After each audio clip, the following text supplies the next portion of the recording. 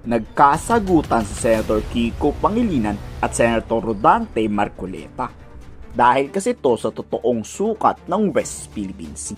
Kwini-question ni Marcoleta, wala naman daw West Philippine Sea. Walang malinaw na basihan ang claims ng Pilipinas sa South China Sea. Imbento lang daw yan. Nagalit dyan Senator Kiko Pangilinan. Bakit mo hahanapin ang sukat ng West Philippine Sea? Nanalo na tayo sa The Hague ruling. Yan ang arbitration case. Dito nakasaad na walang karapatan ang China sa loob ng 200 nautical mile EEZ ng Pilipinas. Ibig sabihin, illegal ang presensya ng Chinese Coast Guard, dapat wala ang China dyan. Ibinasura na rin ng arbitration ang 9-dash line. Fake daw yan. Tapos napakayabang ni Marcoletang questionin ng 200 nautical mile EEZ. Samantalang sa China, libo-libong kilometro yung sinasakop nila. Pero hindi yan kune-question ni Marcoleta. Kakarampot lang ang West Philippine Sea kumpara sa buong South China Sea. Ipagdadamot pa ni Marcoleta sa mga Pilipino. Grabe, kawawa nga mga Pilipinong mangisda sa gantong usapan. Senador pa mismo ng Pilipinas ang walang pake sa mga Pilipino fisherman. Tara, panoorin natin ang mainit na sagutan ni Kiko Pangilinan laban kay Marcoleta.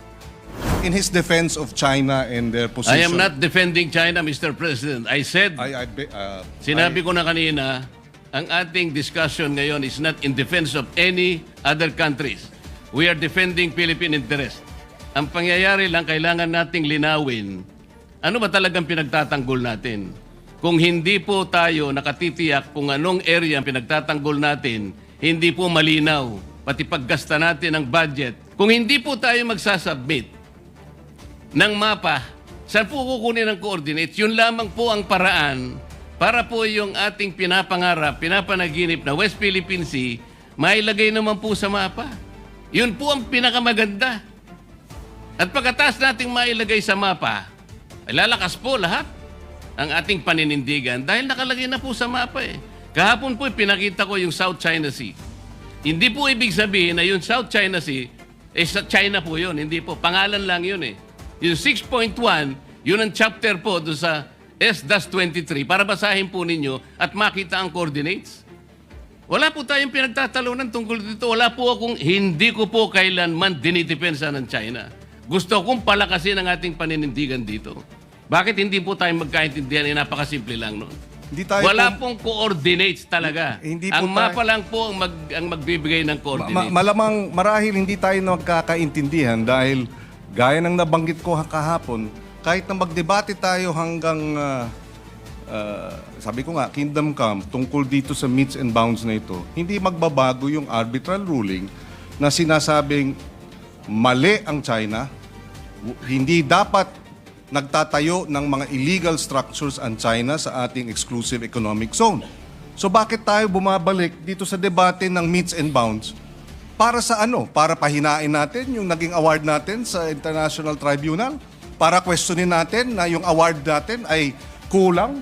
Para bigyang duda na tayo nga ba'y nanalo?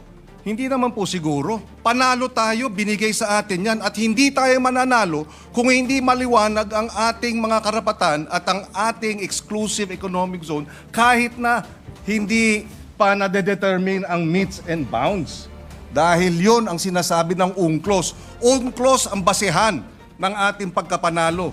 Walang pinag-uusapang meets and bounds sa usapin po nung determination ng ating exclusive economic zone, Mr. President. Sana po, kung maintindihan ng ating butihing senador yun, hindi tayo magkakaroon ng ganitong hindi pagkakaunawaan. Kayo, anong masasabi nyo sa bangayang ito? I-komento sa baba ang inyong saloobin.